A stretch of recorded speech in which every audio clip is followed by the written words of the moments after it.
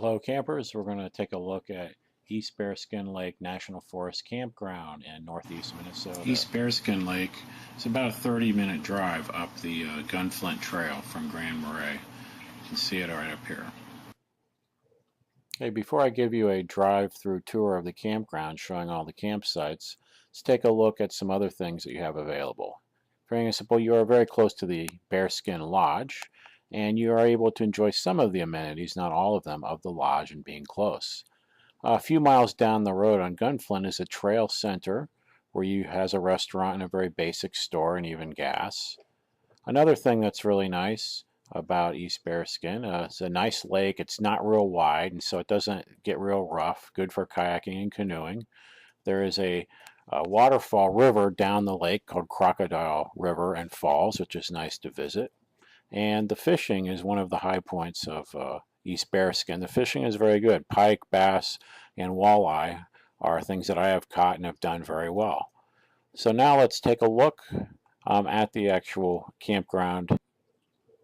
I should also mention there's plenty of good hiking trails both right near the campground and in the general area. Okay, coming into the area from East Bearskin Campground.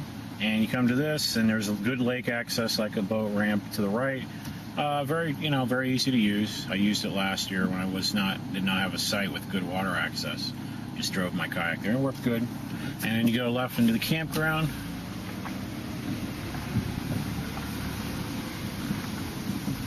And we start with this loop 1 to 6.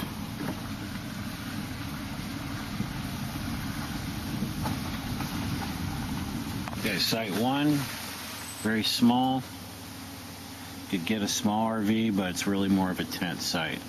Pretty private, never seen anybody use it. Okay, site 2 is a camper cabin, one of the 2 camper cabins here. You can see.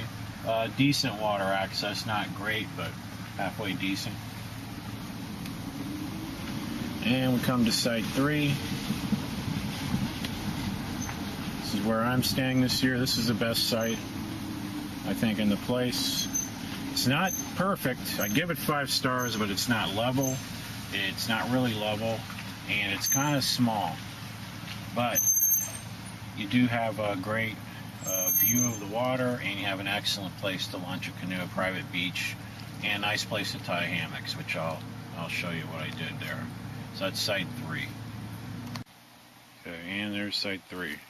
Down below the site. So a nice little kind of gravel beach and a gradual drop off, no big boulders or sticks in the water, very easy to launch a canoe or kayak, and great place to hang hammocks too. Okay, we go to site 4. Site 4 is really a tent only campsite, just a place to park and a medium-sized to small campsite up there on that little small hill. So that's site 4. Site 5 is very similar. It's just on the water. So site 5, you have a pretty long site. This is actually not tent only. This goes up. There is a decent amount of room. It's a long site, and you do have access to the water. It's a fairly good access for canoe or kayak. However, it's not very wide. It's just enough room for one canoe or kayak. But at least you got decent access. Okay.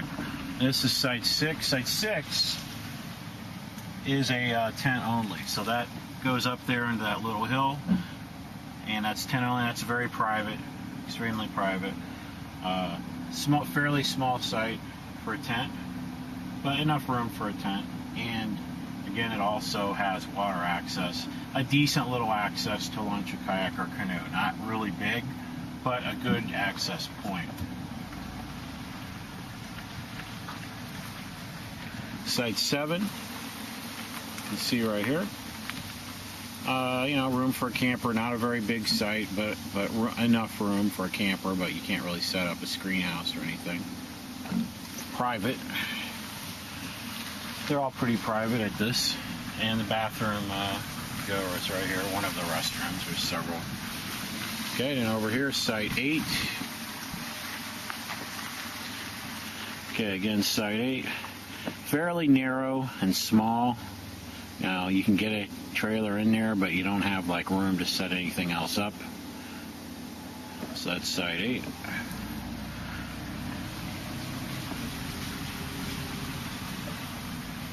Okay, site 9 is on the same side. Again, this is not on the lake. Okay, again, fairly small. That's typical of Bearskin. A lot of these sites are smaller than a lot of the National Forest campgrounds I've been at in other parts of Superior National Forest. These are some of the smaller campsites on average that I've seen. You know, some are bigger than others. Here's site 10. This is site 10. Okay, so again, you know, and they don't, last year I noticed this too, a lot of times the grass isn't really mowed down very much at these sites. Just not something they do. But as you can see, most of these are unoccupied, these sites.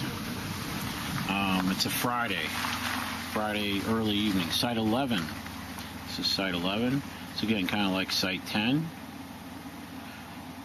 Again, kind of high grass.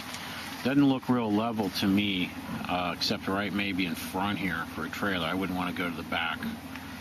It doesn't look level at all for a trailer. Okay. Sorry, it's been a lot of rain here. Okay, site 12. A little bit wider. You know, so it's wider, although you're right next to the road. You're not like back, which, you know, I don't personally like, but you know, you got privacy except for that part. There isn't a lot of traffic here. It's just this campground is not highly used from the 2 times we've been here that I've seen. Site 13, again, right next to the road.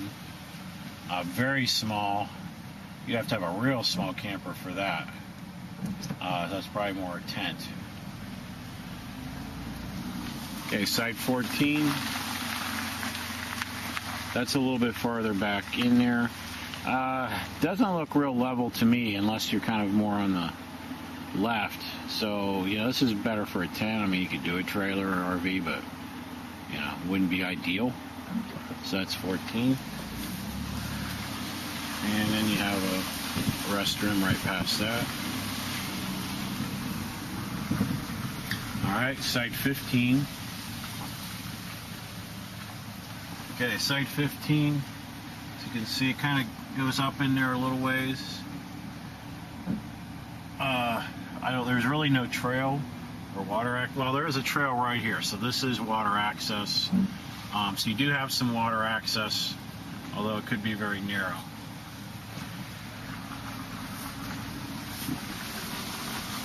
Okay, site 16. Again, right next to the road, fairly small. Looks kind of level right here. All right, we're going to go now 17 and 18 in this loop. It's a short loop with 2 sites. It's kind of private if you like privacy. So this is site 17. It's occupied. This is really a tent only. So you park, although you could put a trailer, I don't think so. Tent only. Has really, there's no water access there, I don't believe. However, the good thing about sites 17 and 18 is right in between them you have really excellent water access right here. I mean, if I couldn't get site 3 where we're staying, I would probably pick 17 or 18, because that's 17 really isn't a good RV site. And you have this area right here. You got picnic table, and you have really good access right here. Very easy to bring a kayak or canoe, and you're close. If you're in site 17 or 18, it's easy to launch and carry your kayak or canoe here. It's a very short carry over here. And we'll go to site 18. Again, this one, if I couldn't get site 3, I'd probably go with this one. This is site 18. This is a decent sized site, and it looks fairly level for an RV, so that's another thing I like about it. Again, you're in a 2 campsite loop, so you got some privacy, and you got pretty easy access to a good launching area for a boat. So I kind of like this site.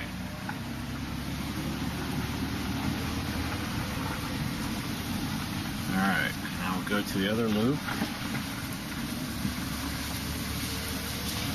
Alright, we'll go to 19 to 23. This is the loop I was in last year.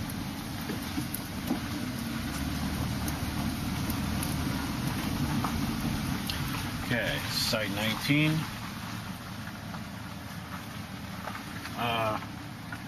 Really small, as you can see, not, suitable for an overnight tent maybe. Wouldn't be my cup of tea. And again, the grass is high, which I don't really like. I haven't really seen that at other campgrounds where they don't cut the grass. But this is a lightly used campground for the most part from what I've seen. Okay, and this is site, what was it? Oh yeah, this is one of the cabins that you can stay overnight. It's a bare bones cabin, just wooden bunks, and that's it. You got to bring your own stuff other than that. A lot of people use it to stay overnight before they go out on a Boundary Waters canoe trip, just so they don't have to unpack their bags. They can just go in there until their sleeping bag's down.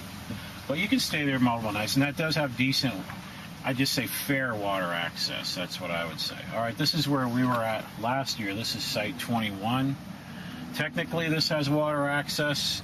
The view is not real good, even though you're on the water. It's a crappy view. It's only level in the back, so you gotta have a fairly small trailer. And it gets a lot of sun during the day. And the water access is terrible. You really can't launch a canoe or kayak very easily at all. It's very difficult down there. There's a lot of brush, rocks, and down trees right where you would normally. It was not cleared last year at all, so not good for that. This is site 22. Site 22 is a kind of a long, narrow site, and they also have a second little spur where you could put a tent up. This has a decent water view. It's kind of pretty, but it's very narrow. It's a very narrow you can get a trailer in there. I've seen them. Okay, but there's no other room. But you can put another tent or screen house on the little side spur of the campsite. So it's not bad. The water access is not great. Again, it's really rocky, really brushy down on the trail to the water. Not ideal at all to launch a canoe or kayak. Kind of a pain in the butt. Okay, site 23. And very small, although you could get a trailer in there pretty easily. This is pretty typical of the sites here.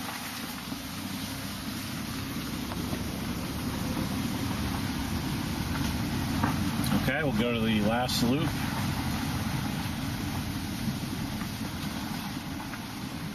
And there's the garbage after that loop. There's a garbage. Drop your garbage off.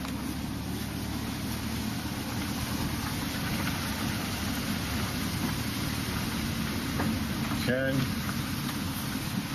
And we come to these sites. These are not on the water. These are away from the water. All right, site 25. It's again kind of typical, right next to the road. Private, I mean you're away from everybody, but small. Very typical of this. And maybe for most people that might be just fine. For me, if I drive 3,000 miles from Florida, I kind of like being on the water. Site 26. And having good access. Site 26 is kind of private up there. It looks more of a tent site to me. Be hard to get a trailer up there or an RV. Could be done if it's really small, but I don't know. Doesn't look like a good RV site to me. More tent, but it's pretty private. One of the better tent sites for just privacy. And there's another restroom there. Restrooms have been clean. I can't complain about the restrooms. They haven't smelled too bad. They've been all right. There's site 27. This is kind of a nice private site. It goes back there. You got some privacy, and it looks level back there. Grass isn't too bad. That looks like a decent RV site to me, site 27. If you just wanted a good private site, that's pretty good.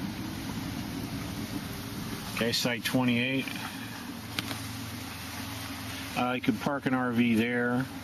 Looks fairly level to me, and then over here you could put a tent over there. Fairly large site, although kind of grassy. And across the way, site 29. Looks fairly level for an RV. Decent amount of room for this campground. Not bad. Pretty private. And site 30.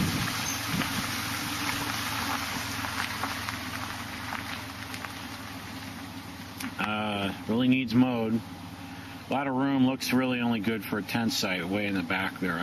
This wouldn't be good for an RV at all. Too sloped. And site 31. That looks not bad for an RV, although they need to cut the grass. If you go back, looks private. Decent amount of room for this campsite. Pretty private. And site 32. This is really a tent site, not a good place for an RV. Not a whole lot of room for a tent up there. Wouldn't have a real big tent. Okay, and that's our drive-through of the campground.